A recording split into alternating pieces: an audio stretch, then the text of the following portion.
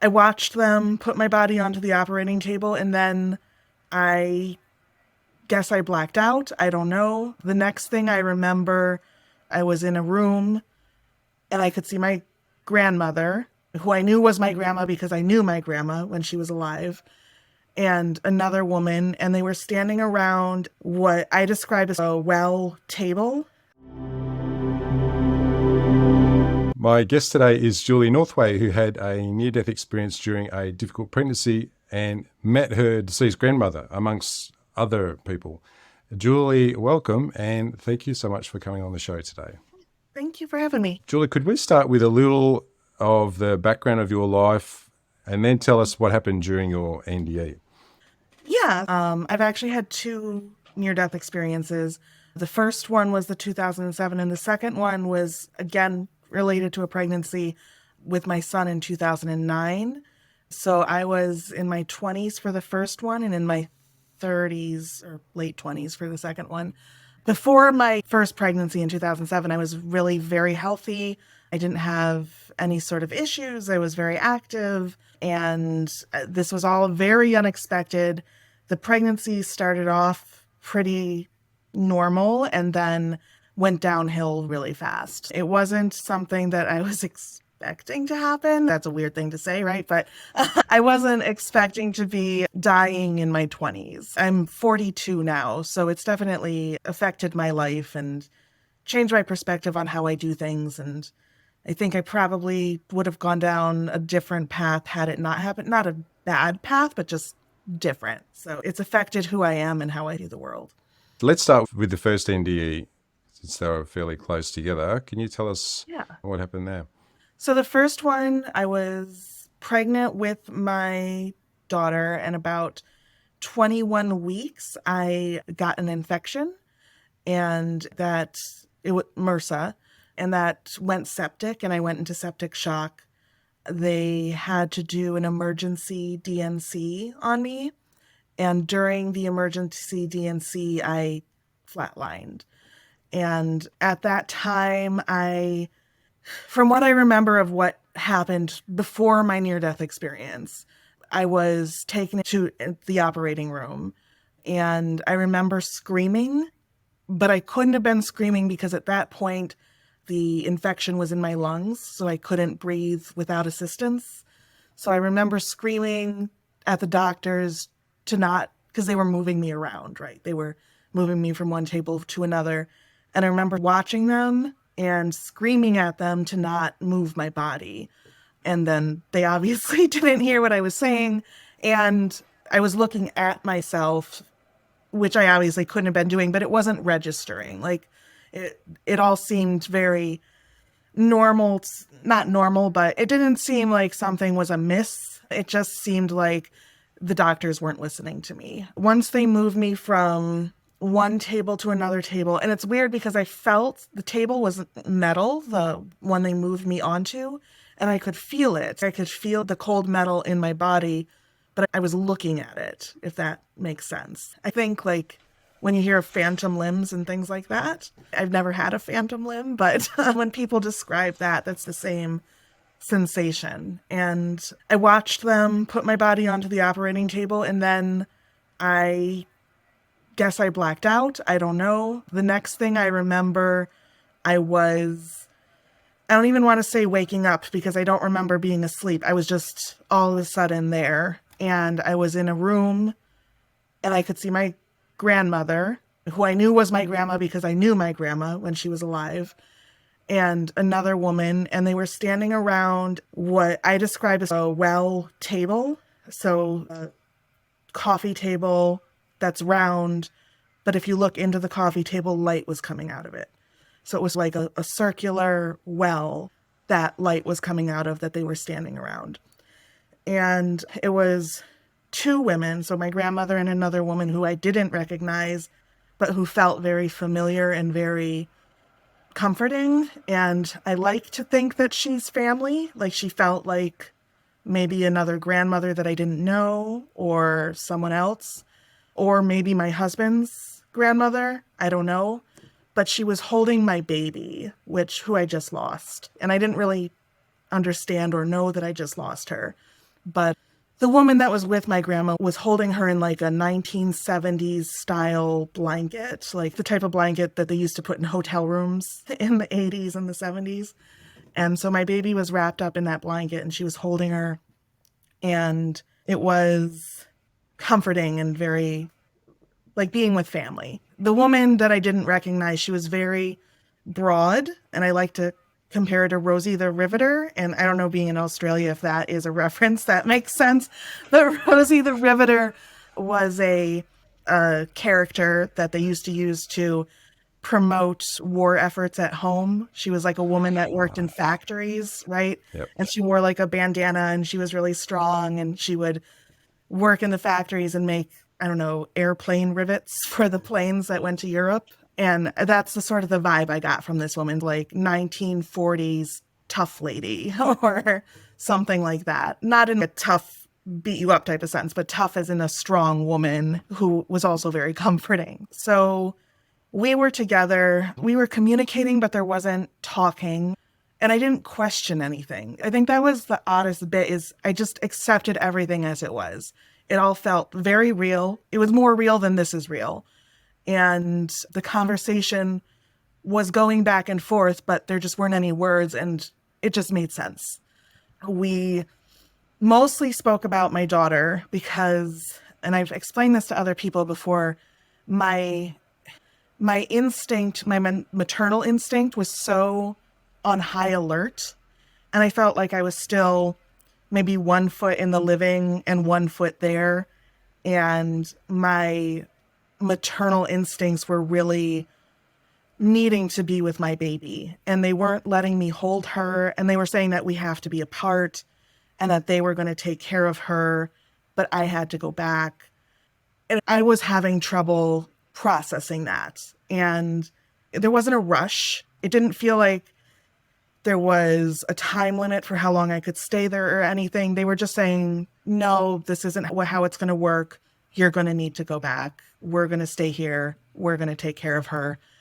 And it felt like I was there for a really long time. And I wasn't taken away from them until I could be, if that makes sense. So we were there for a long time. It was really beautiful. It was really comforting. And it was almost like waves or pulsations of comfort. And it was just, I don't know how to, almost like an echo of comfort. And we didn't leave the room. We were always in that. And it wasn't really a room because there wasn't a ceiling. Like it was more like a cave with a well in it. And it's just where we were. And we didn't leave that place until I was taken away. But we were just there together, being with my daughter, not allowed to hold her, but being with her, being told that it was going to be okay and they were going to watch her and that I needed to move forward. And I wasn't given a why I needed to go forward. I wasn't given a why I couldn't stay there. It was just, this isn't what you're doing right now. So I'm just going to pause there, see if you have any questions, because then they took me out and I'll get into that. One I have is when you say they didn't tell you why you had to go, did you actually ask, why can't I stay? No, I didn't ask too many questions. I was very demanding. I was more like, I'm going to stay. And they would be like, no, you have to go. Sometimes people have asked me, what questions did you ask? Or did you get answers for this or the other thing? I didn't care. All I cared about was my daughter and being with my daughter and what I was going to have to do to protect her or make sure she was protected. Like the questions of the universe or the whys I couldn't go or things like that were not on the top of my list. So yeah, it was more like, I'm going to stay here with you. And they would be like, no, that's not going to happen. So it was, and again, with all the love, it wasn't demanding or angry or anything like that. It was just not what was going to happen. So they basically waited until you were okay to go, and that's when you went, but there wasn't any pressure to go. Yeah. You just knew that we were going to have to at some point. It was, and just, I've heard other people say this too, time didn't really exist. So it wasn't like that feeling of you have until noon or you have until the sun sets or whatever. There wasn't that ticking time bomb. So I felt like I was there with them for a very long duration of time, even though I did have to go at a certain point. Okay. I assumed that at some point you came back, and what was your experience like of coming back? So what happened was when it was time to go, another person, he didn't feel human. I don't know what he was. He came into the room. He was wearing a long coat, like a trench coat, and he didn't really have facial features, but he wasn't scary. He wasn't like, when I say he didn't have a face, people are like, but he wasn't frightening. He was, again, very comforting. And he came in and communicated to me that I had to leave with him.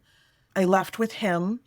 And again, I blacked out, or I had the same sensation, anyways, that I had between the operating room and the room with the well. It was the same sensation. I was with him. He said we had to go, and I blacked out, and then I was just in another place. And this place was much bigger. It wasn't like a room. It was when they say your life flashes before your eyes. It was like that, except it was a landscape. And instead of seeing images of places I've been and things that I did, I saw structures like on a landscape. And each structure was built by relationships I had with people. If, for my husband, for example, for my husband, there was a really strong structure and it had this radiating light, and it was very big and complicated. And because we've been together for a long time and there's a lot of love there. So it was this grand structure. And then for people that might have had like a smaller piece of my life, a teacher that I had in kindergarten or something, it might have been a smaller structure, but still glowing and still beautiful, or maybe a little bridge or a little cottage. And then people that I've been cruel to or were cruel to me, there was like dark, crumbling, not radiating structures. So it was like a landscape of these magic Legos that some were glowing, some were dark, some were grand, some were little, just little bridges, like anything you would see, but made out of these blocks. And every one of them we sort of looked at and explored. And again, time didn't really seem to matter.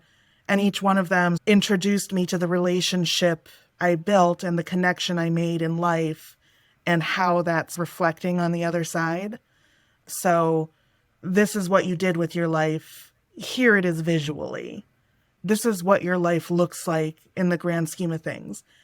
And the things that I did in my life that mattered were just connections I made with other conscious things. It wasn't a degree that I got or a job that I got or a place that I visited. It was all people connections. There might have been some animals in there. I can't remember. But from what I understand, it was human connections that I made in life and how my behavior and my effort and interactions positively affected those people and how their interactions positively or negatively affected me and how that sort of reflected on the other side. So we just explored that and explored those different types of structures for, again, like a long time, even though it didn't feel long. And every time I mention time, whether it's in the room at the well or here, it's more we did a lot than it took a long time. So we went through all those structures and we accomplished a lot of things, but the idea of it taking a long time wasn't really a thing, if that makes sense.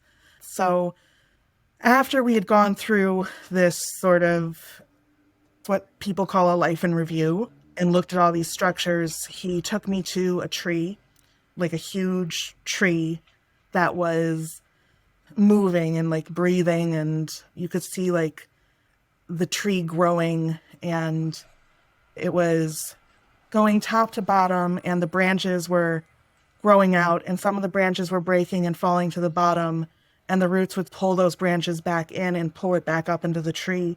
And it was just like this circular cycle of this tree that was moving and growing, and the branches were breaking, falling down, going back up and growing. And he stepped back, the guy with the coat, and encouraged me to move forward. And I walked up to the tree and I reached out to touch it. And then I blacked out or whatever I was doing again. And the next thing you know, I was in the recovery room and the doctor was saying that they almost lost me. Yeah, that was the end of it. The tree. I'm fascinated by the tree. It was like you had an experience that made sense to you in terms of the way that your life was reviewed. And it's a pretty common theme, like the life review, but my understanding is it's really tailored to each individual person and almost how their mind works. So Right. that part makes sense. But the tree is interesting as how there was a cyclical nature to it. Did you have any idea of why they took you there to show you that, other than, oh, this is just something that's really interesting? Did you get a sense of that? Whatever it was is what brought me back into the living, right? I think, right? I don't know for sure of any of this, but because once I touched it, I was back. But the whole concept of it felt like we're a family, basically everyone's related at some level. And we're all part of this organism, this single organism, and we all live our lives and then we die and then we get pulled back up into it and reinvented and are another part of this single thing. So that's how I interpreted it.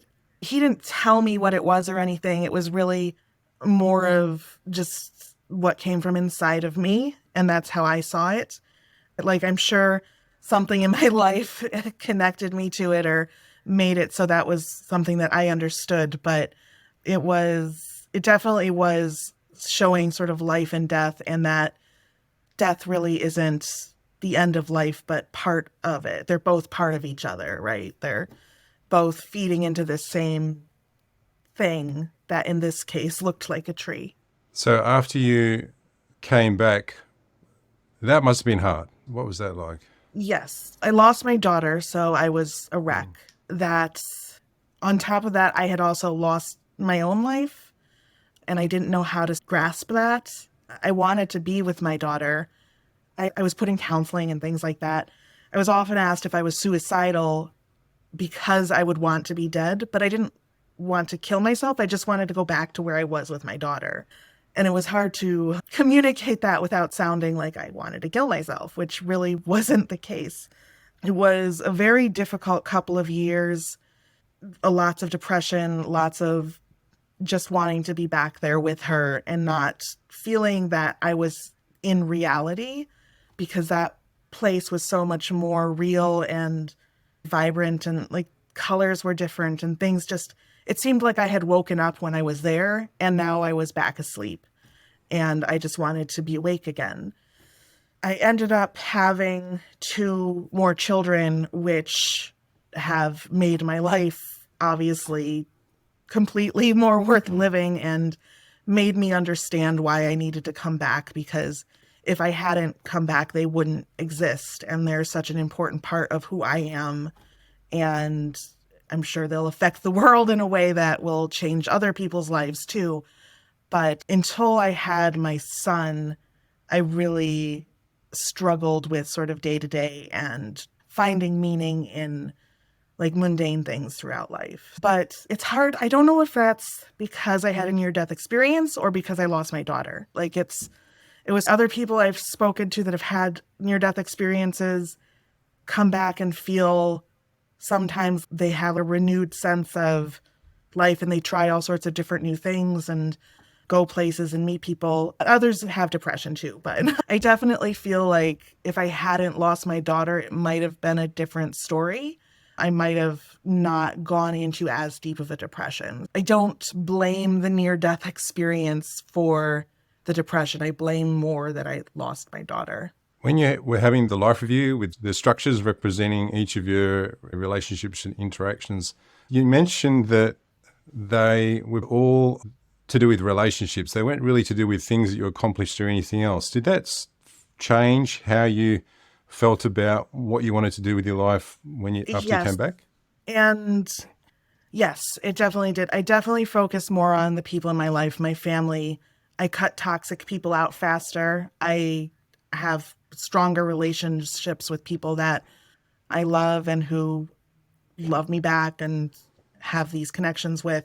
My goals are more family oriented. I was like the A student, the teacher suck up, the person that always did that. And same college and then my career, it was the same thing. I was moving very fast. I was always going for the promotion before I probably should have. I think at the time in 2007, I was traveling 80% of the time for work. So not fun travel, boring travel, and just those sorts of things. And then after it happened, I stopped the work travel. I still love traveling, but just not to hotels. And yeah, when I had my kids, everything I do is in somehow, even the things I do for myself, somehow it winds back to my kids.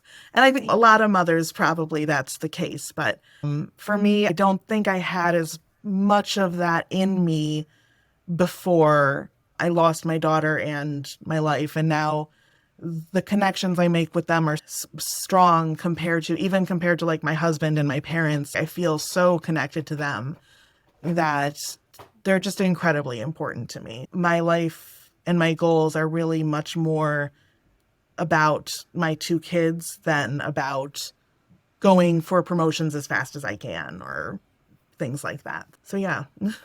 Do you feel like you have a more balanced life now? Definitely. Maybe almost too homey. I've left jobs that didn't have like work home life balance type things. And I don't take jobs that don't offer that sort of world and of availability. I save money. I don't want to sound like I'm throwing money away, but if there's something I can do with my kids and like I have to throw out the idea of buying an expensive outfit or shoes or something, I definitely spend it on my kids. And again, I think a lot of mothers come to this conclusion, right? A lot of people that have children and love their children end up doing this with their children. But my reasoning for it is just what I saw on the other side. And other people might have other reasoning for it. But I think ultimately when people have kids, they know that for their internal happiness, they want to make their children happy. And my husband too, my husband and I have a fantastic relationship. We've been together 23 years now. And I don't know, of course we fight, of course there's things like that, but he's just so important to me and his role in my life and our relationship and what it's meant to me over the years has just been really important. So I put more of myself into that and it seems to work. I find this very inspirational. When I started this channel, I didn't really know what was going to happen. I just wanted to be able to tell people stories and bring awareness to people. But yeah, it's a conversation that's bringing something out to me and making me realize how important children are and relationships are, and how some other things are perhaps not quite as important. Right. And especially that at some point they grow up, they get old, they don't want to be they don't want to be at home anymore. And they have their own children and need to put their whole selves into that, potentially. They're not going to be able to put all of their energy and relationship energy into me. They're going to have to put that into their partners or their children or their community that they put together for themselves that's important to them. And I'm sure that's going to hurt. They can create their worlds and hopefully that'll expand mine as well. And yeah, that'll be something. And even outside of just children, all the relationships in my life, like just trying, and it's impossible to help everyone and it's impossible to be like this perfect person, but just trying to be present enough most of the time to be kind to people and to not create these rotten connections and these negative pieces of life that you dwell on and think about and create crumbling structures in the afterlife. Yeah, just trying to keep people reasonably respected in this life. And when you can't, to cut that relationship off quickly and move forward and not dwell on it, I think has been important. Okay, so your second NDE try that again. Your second NDE that occurred a couple of years after your first one. Could you tell us about that? Sure. This one was much less dramatic. I was getting prepped for a C-section with my first son. So this was the first pregnancy after I lost my daughter. And I had a reaction to the anesthesia used in my spinal for the C-section. The reaction stopped my heart and I flatlined again. The doctors did compressions on my chest to get me going. And basically, what I saw is I felt swept out of my body, and I was watching the doctors chaotically rush around the room, and the one doctor get on top of me and do chest compressions. And I've told this to people before too, and I always feel weird saying it, but they all looked like Russian dancing bears, like spinning around the operating table. And it was all very like a circus, like a weird circus. And it wasn't negative. I certainly didn't go to some loving, wonderful place like I did the first time, but at the very least, it was entertaining. And yeah, I watched everything happen.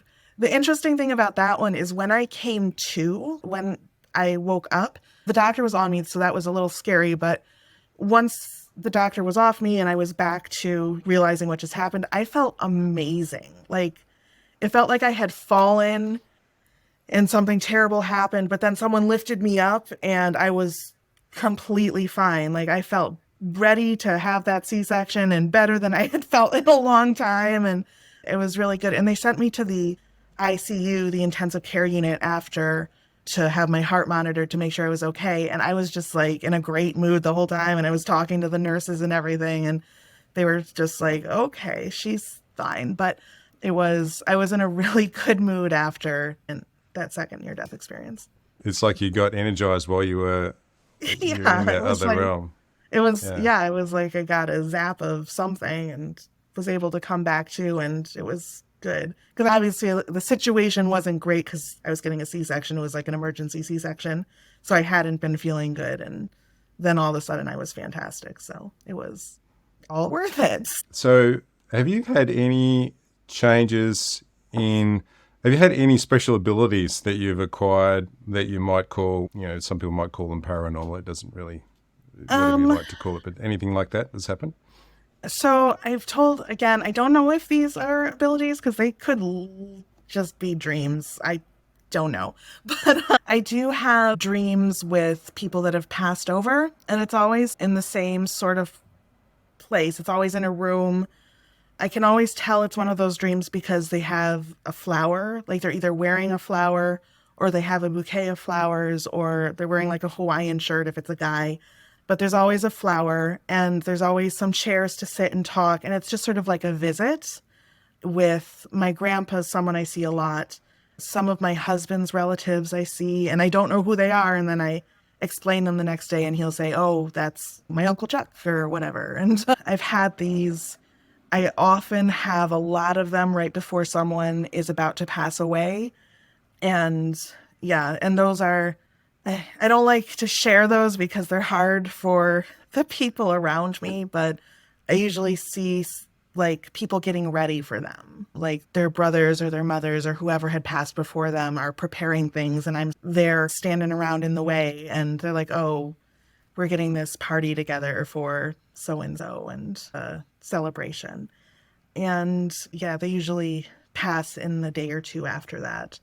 And that's, I don't know. It's comforting to me, but I know it's probably not to some other people. I don't like to bring that up to family that often. But I also see a couple times a year I have a dream or something where entities like the man in the trench coat come and they ask me a bunch of questions, usually about aging and dying or generations. So oftentimes they'll show me like a mental image of my grandma and then a mental image of my mom and a mental image of me and ask me to explain like how they're different people.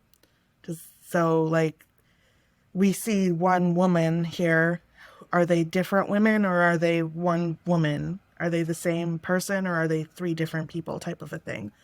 And then I'd explain to them that like in generations, like your blood passes down. So you're sharing the same blood, but you're different people with different consciousness. So again, I don't know if it's a dream. I don't know if it's real, but it feels like those same colors that I saw when I was on the other side, the same sensation, the same feeling when I have those dreams. And each time that occurs, do you have a different understanding? Do you have a different answer to that question? No, it's usually always the same, and they're always different entities. It's almost like training time, or like oh, these guys are the angels in training or something, and they have some questions for you as a living thing. And again, I don't know if they're angels. I don't know what they are, but it's always like a different group, and they come and they ask me questions about what it's like to be alive. So like this, but the other way. Yeah. Speaking of questions, people are probably going to want to ask you questions after this interview.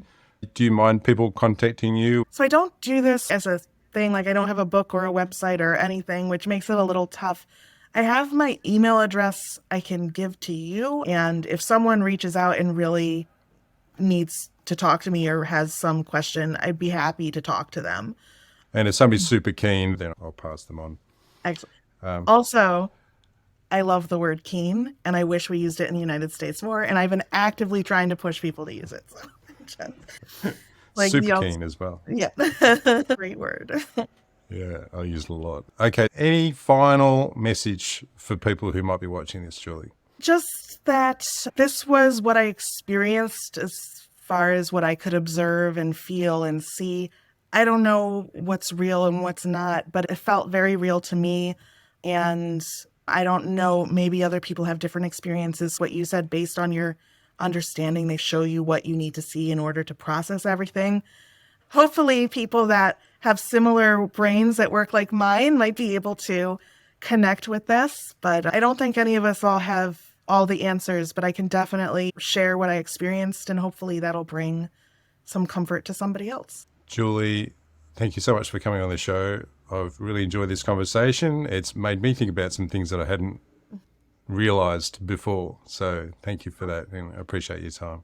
It's great. Thank you so much for being up very early and talking to me, or very late, or however you want to say it. Oh, you're welcome.